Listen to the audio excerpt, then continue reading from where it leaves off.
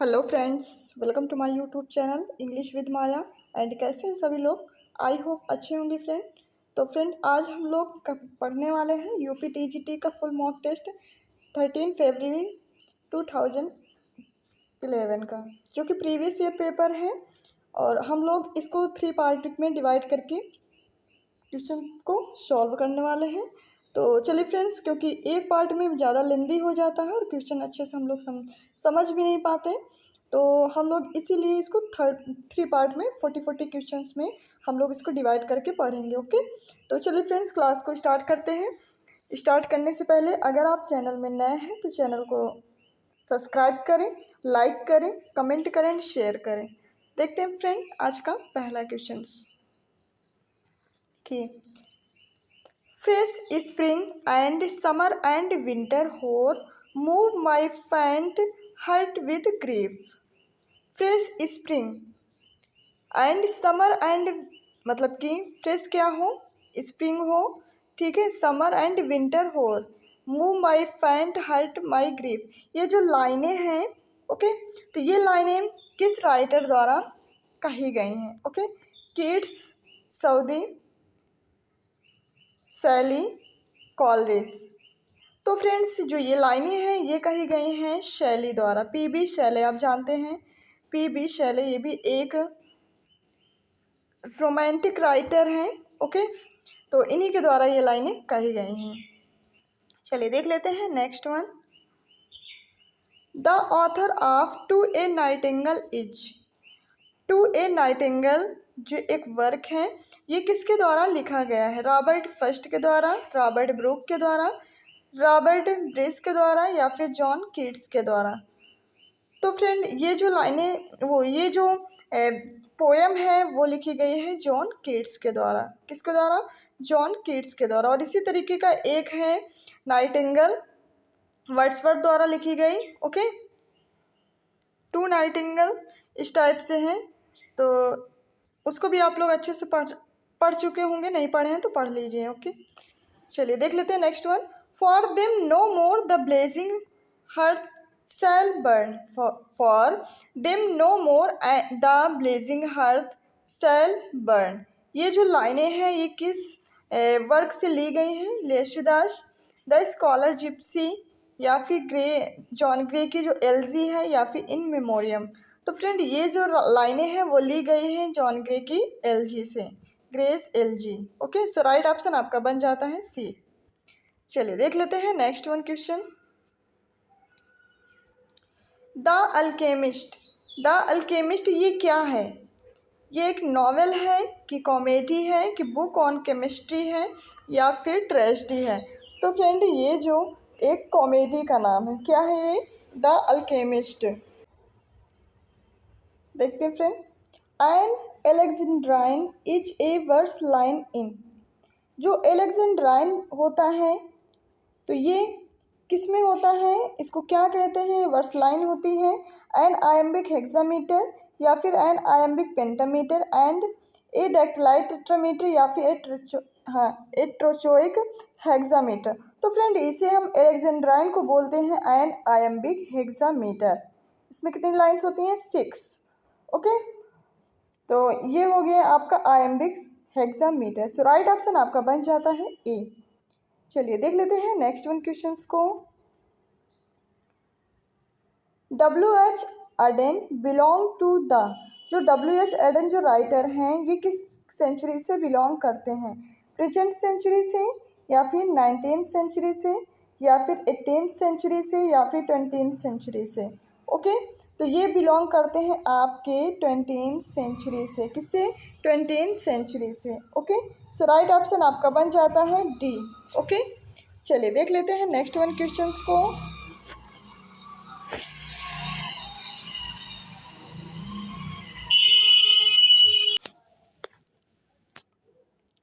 For the last 30 years of his life Thomas Hardy did not right.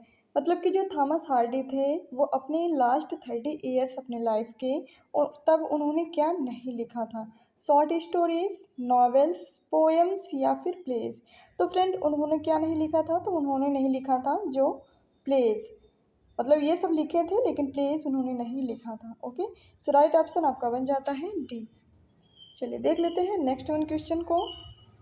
देखिए, Robert ब्राउनिंग्स poetry is, जो Robert browning की जो poetry थी वो कैसी थी? ऑप्टिमिस्टिक थी, पेसिमिस्टिक थी, मिलेरियोरिस्टिक थी, या फिर नाइदर ऑप्टिमिस्टिक या फिर पेसिमिस्टिक? तो उनकी जो पोइट्री थी रॉबर्ट ब्राउनिंग्स की, उनकी पोइट्री थी ऑप्टिमिस्टिक। और ऑप्टिमिस्टिक मतलब होता है फ्रेंड आशावादी। क्या होता है? आशावादी। ओके, चलिए देख लेते हैं नेक्स्ट वन क्वेश्चंस को।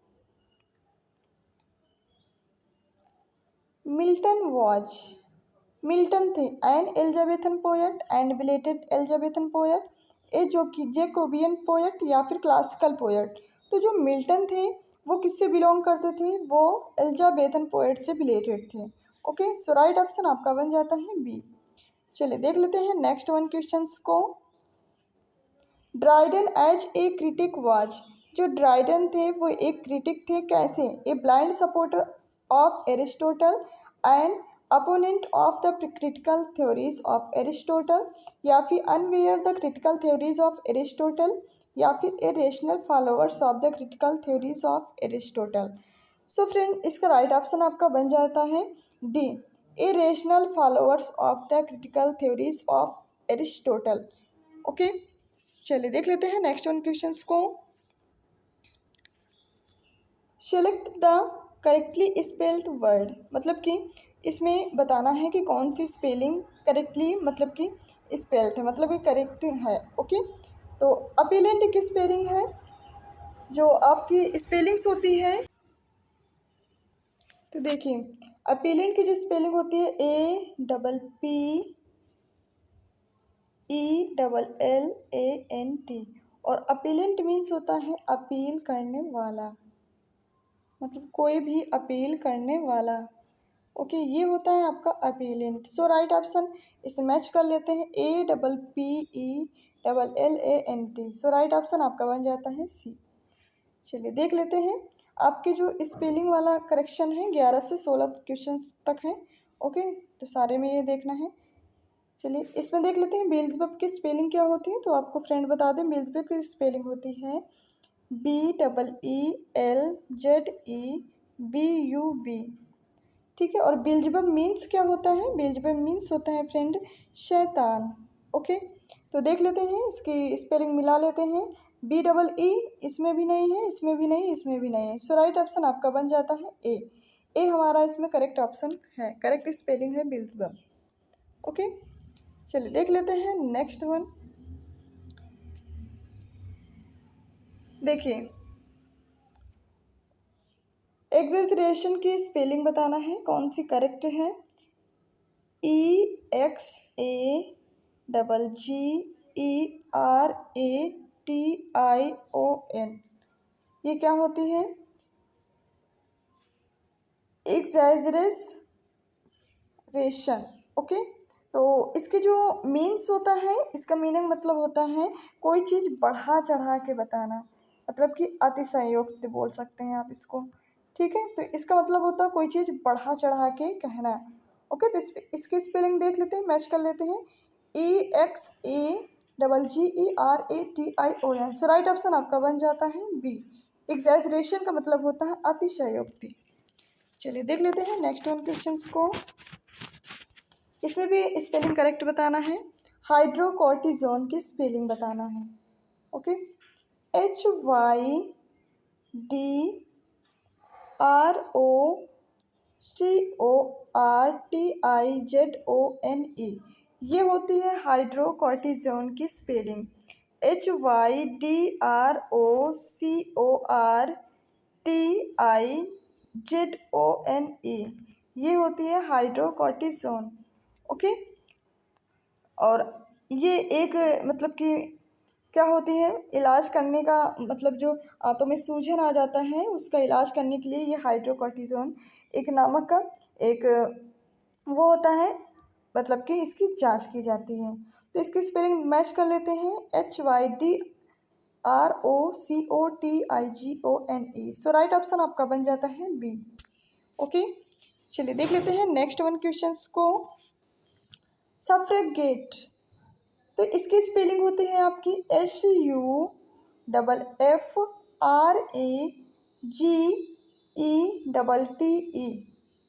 क्या होती है फ्रेंड? SUFFRAGETTE,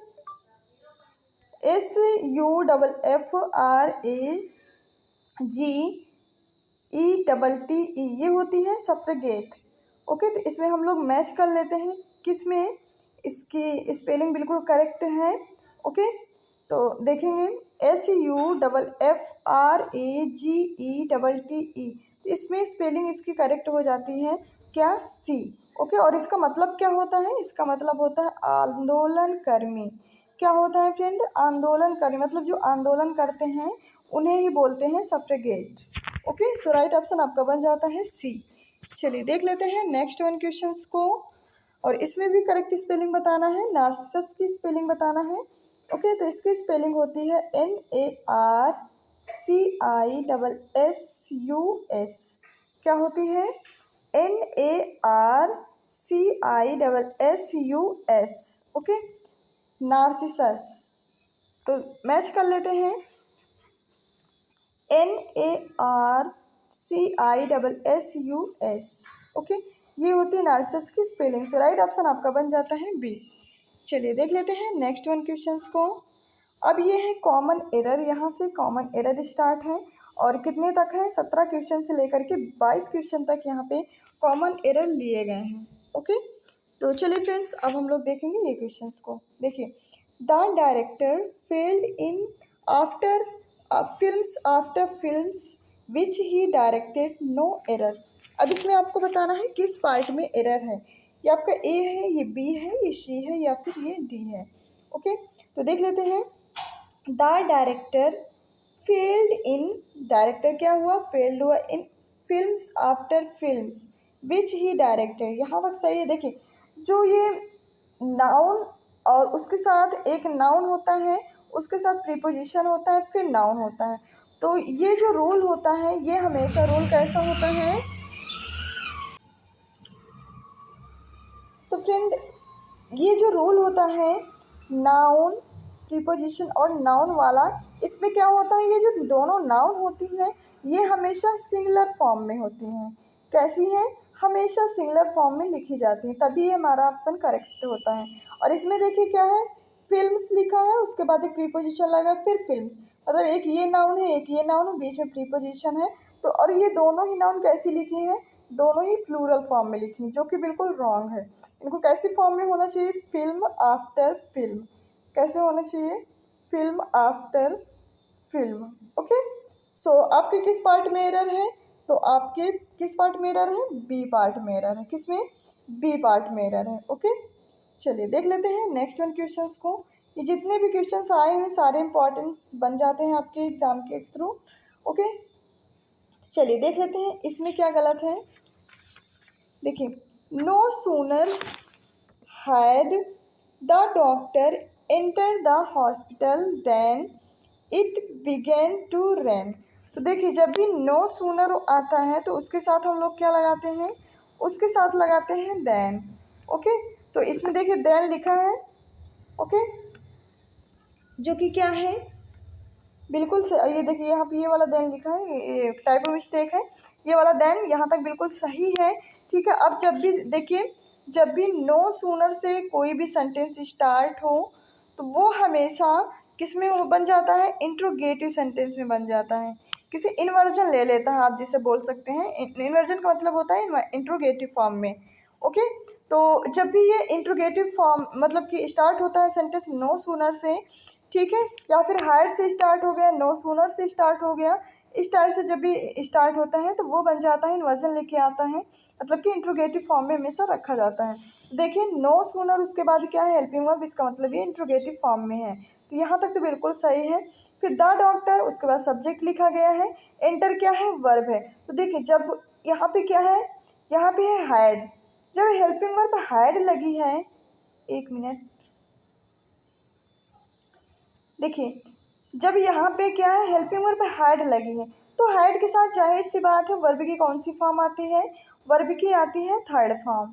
okay. और यहाँ पे देखिए वर्ब क्या है, एंटर, और यहाँ पे क्या लिखा है, फर्स्ट फॉर्म। तो यहीं पे गलती है, यहाँ पे क्या होना चाहिए, एंटर्ड। क्या होना चाहिए फ्रेंड, एंटर्ड। ओके। तो आपके किस पार्ट में एरर है, बी पार्ट में एरर है, इसमें बी पार्ट में एरर है। ओके। तो ये सारे आप अच्छे से रूल्स याद रखेंगे। चलिए देख लेते हैं next one. Had he reached the station a few minutes earlier he had caught the train. देखिए अब जो ये सेंटेंस है हैड से स्टार्ट हुआ है, इसका मतलब हमारा ये सेंटेंस कैसा है, इंट्रोगेटिव फॉर्म में है, बिल्कुल इंट्रोगेटिव फॉर्म में है। ओके। हैड, फिर उसके बाद क्या है, हमारा एक प्रोनाउन आया है, उसके बाद वर्ब की थर्ड फॉर्म लगी, तो ये बिल्कुल करेक्ट वर्ब की फॉर्म लगी। उसके बाद एक ऑब्जेक्ट आया, सही है। उसके बाद कंडीशनल सेंटेंस है कि if you few minutes early, अगर तुम जल्दी जग जाते हैं तो क्या होता, he had caught the train, तो तुम ट्रेन को पकड़ लेते। तो यहाँ पे भी हैड लगा है, एक में जब एक सेंटेंस अगर हैड से बनता है तो दूसरा सेंटेंस हमेशा किससे बनता है, आप पास्ट परफेक्ट पढ़े होंगे, दूसरा सेंटेंस हमेशा पास्ट इंडेफिनिट में बनता है। किसमें बनता है, पास्ट इंडेफिनिट में, मतलब कि वर्ब की सेकंड फॉर्म में। तो यहाँ पे हैड लगा है जो कि बिल्कुल गलत है, इसको हम क्या करेंगे, रिमूव कर देंगे।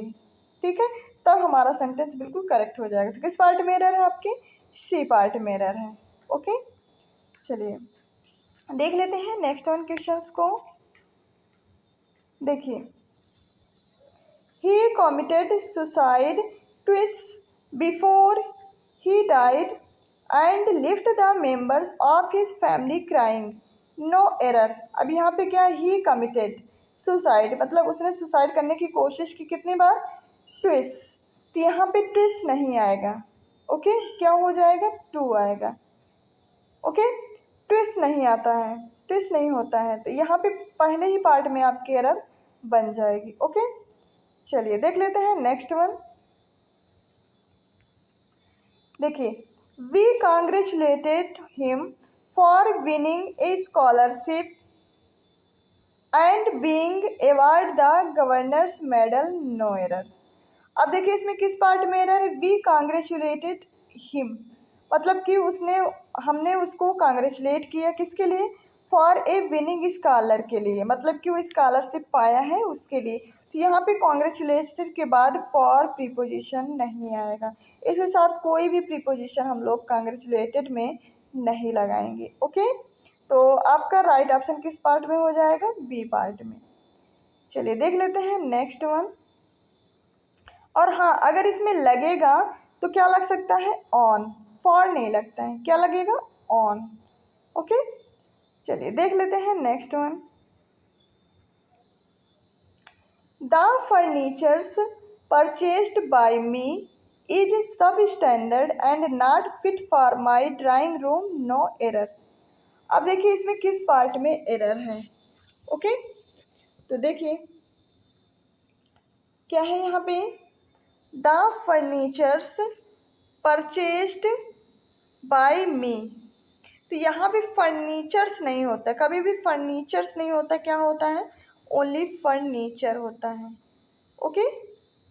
और सभी फर्नीचर की बात कर रहे हैं, इसीलिए इसके पहले हमने क्या लगाया है, द, सारे फर्नीचर्स की बात की, तो the furniture purchased by me is substandard and not for my drawing room. Okay. So किस पार्ट में एरर है, आपके ए पार्ट में एरर है, क्योंकि यहाँ पे फर्नीचर ना लिखकर हम क्या लिखेंगे, फर्नीचर। ओके। बात क्लियर हो गई ना फ्रेंड, बिल्कुल। चलिए देख लेते हैं नेक्स्ट वन क्वेश्चंस को। 40 क्वेश्चंस हैं फ्रेंड, और 40 क्वेश्चन हम लोग थोड़ा सा अच्छे से क्लियर करते हुए पढ़ रहे हैं। ओके। चलिए देख लेते हैं नेक्स्ट वन क्वेश्चंस को। तो देखिए इसमें बताना है विंडिक्टिव, विंडिक्टिव मीन्स क्या होता है। ओके। क्या होता है, विंडिक्टिव मीन्स, तो आपको बता दें, विंडी होता है कि स्टॉर्मी होता है कि रिवेंजफुल होता है या फिर पीस लविंग। विंडी तो आप जानते हो जो हवादार हो, स्टॉर्मी मतलब कि स्टॉर्मी मीन्स क्या होता है, जो तूफानी होता है। ओके। और रिवेंजफुल मतलब जो प्रतिशोध लेने वाला होता है, मतलब बदला लेने वाला। ओके, इसे बोल सकते हैं क्या, रिवेंजफुल। पीस लविंग मतलब जो बिल्कुल शांति में रहना उसको पसंद हो, वो होता है पीस लविंग।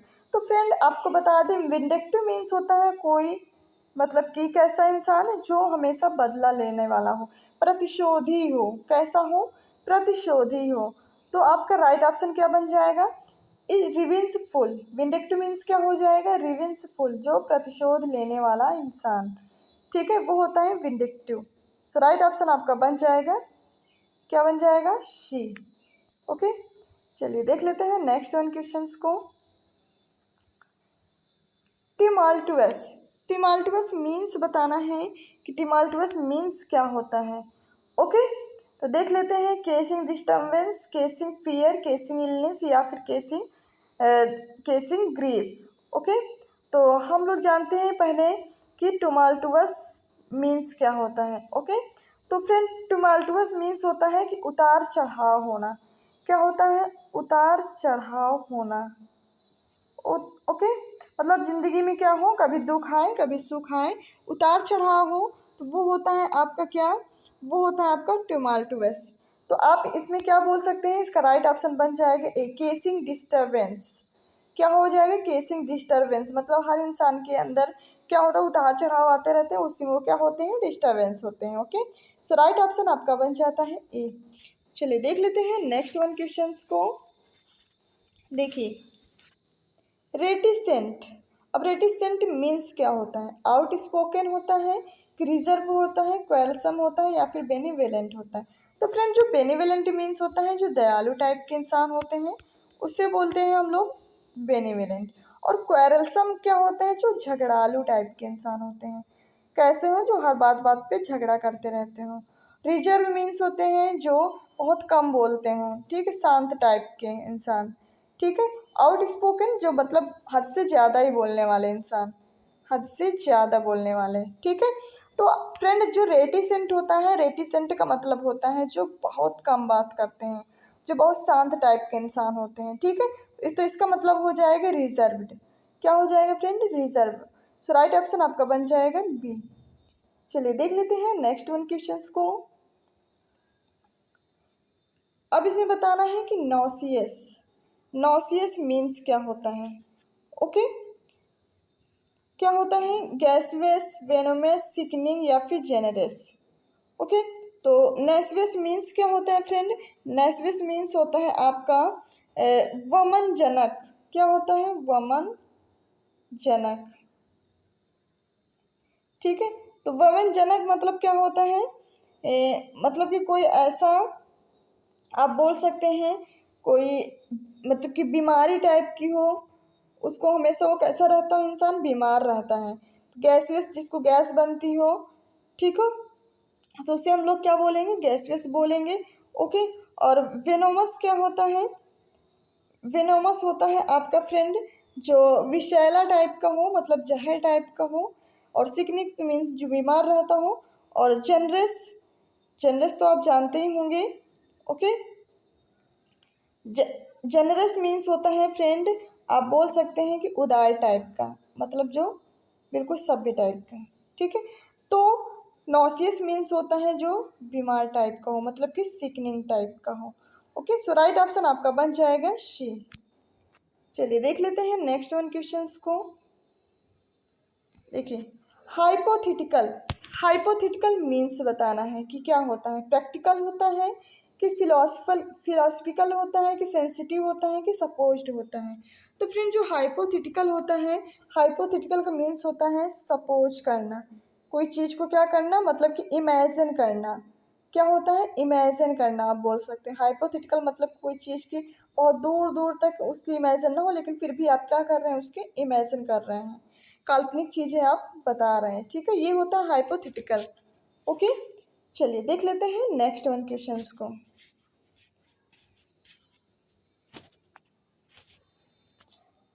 देखिए, अब आ गए आपके फिगर्स ऑफ स्पीच। देखिए, फिगर्स ऑफ स्पीच भी आपका इंपॉर्टेंट रोल प्ले करता है इसमें यूपीटीजी टीपीजीटी में, क्योंकि इसमें भी 5 से 6 क्वेश्चन फिगर्स ऑफ स्पीच के पूछे जाते हैं, तो आप इनको अच्छे से पढ़िएगा। ओके, चलिए देख लेते हैं। The murmurous of flies on summer eves, मतलब कि जो समर गर्मियों में जो तितलियाँ होती हैं वो क्या करती रहती हैं, मरमराती रहती हैं। तो ये कौन सा फिगर्स ऑफ स्पीच है, सिमली है, मेटाफर है, या फिर ओनोमेटोपोइया है, या फिर हाइपरबोल है। तो फ्रेंड मरमरस मतलब कोई क्या कर रहे हैं, साउंड कर रहे हैं।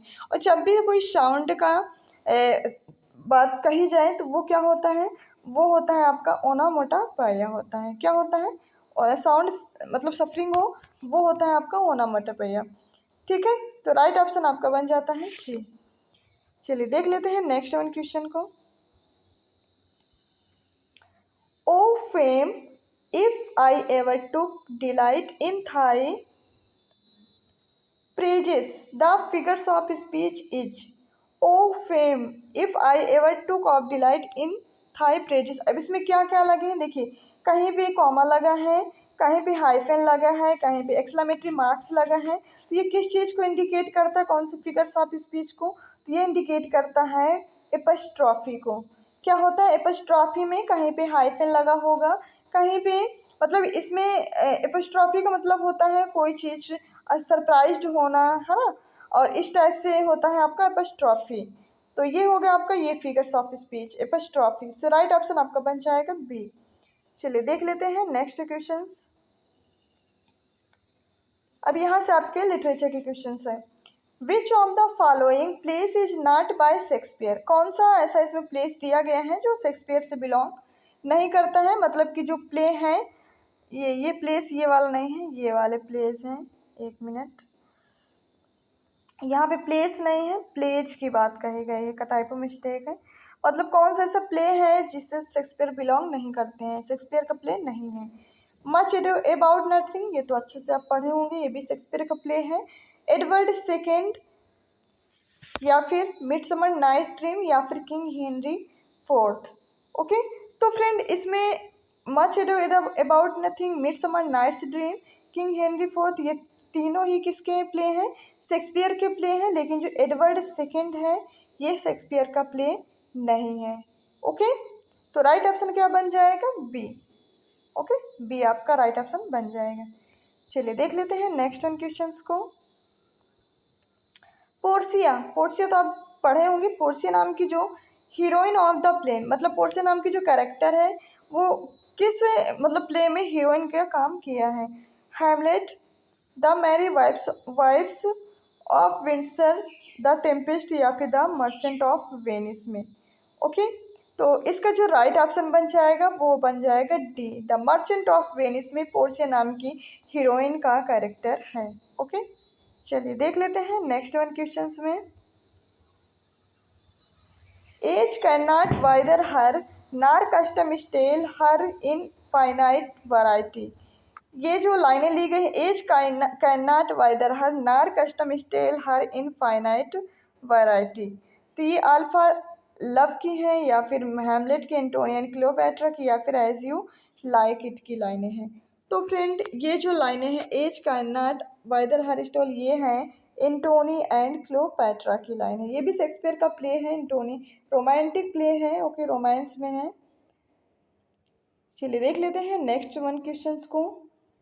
The mind's its own place and in its can make a heaven of hell and hell of haven.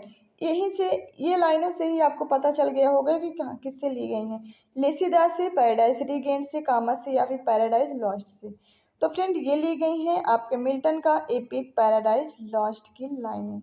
Okay, चलिए देख लेते हैं नेक्स्ट वन क्वेश्चंस को। देखिए, this was it in that dawn to be alive but to be young was very heaven. ठीक है, ये जो लाइनें हैं क्यूअर इन ए पोयम, ये किस पोयम से ये लाइनें ली गई हैं। This was it in that dawn to be alive, William Wordsworth, William Shakespeare, John Milton, या फिर क्रिस्टोफर मार्लो। तो फ्रेंड आपको अच्छे से पता ही होंगी ये जो लाइनें हैं।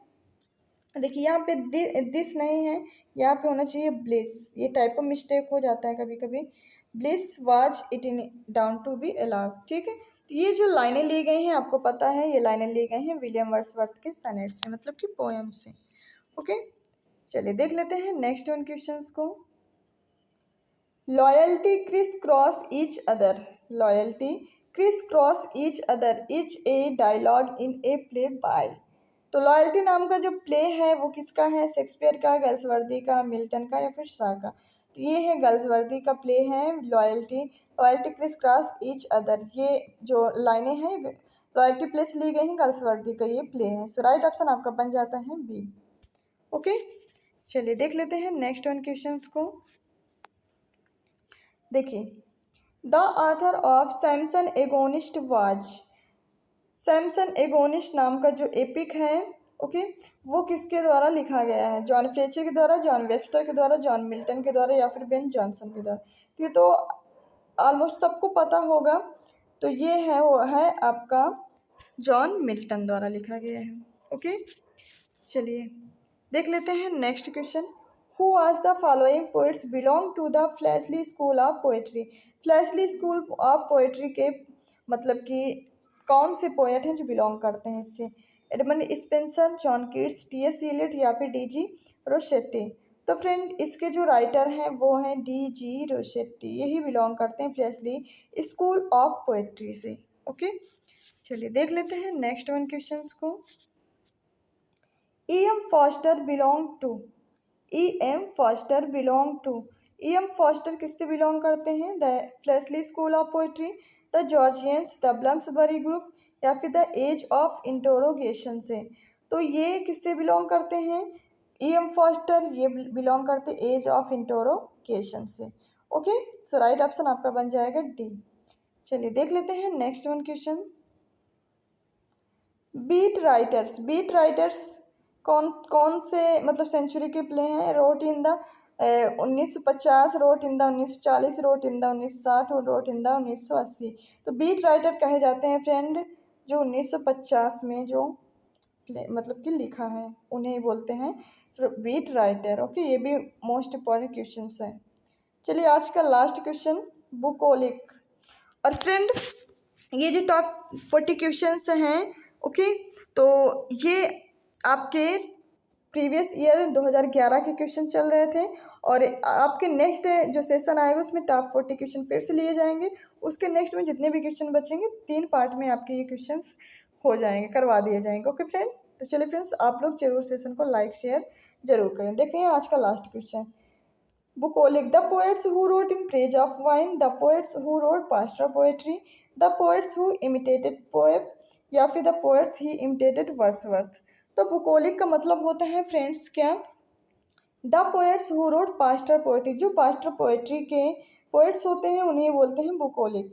सो राइट ऑप्शन आपका बन जाएगा बी। ओके, तो फ्रेंड्स कैसी लगी क्लास? आप अपना फीडबैक जरूर दिया करें। ओके फ्रेंड्स, और सेशन को लाइक तो ज़रूर ही किया करें। ओके, ऐसे ही मत जाया करें।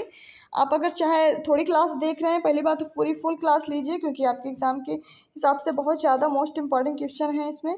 ओके, तो चलिए फ्रेंड्स क्लास को ओवर करते हैं। ओवर करने से पहले अगर आप चैनल में नए हैं तो चैनल को सब्सक्राइब करें, लाइक करें, कमेंट करें, शेयर करें। Thank you so much.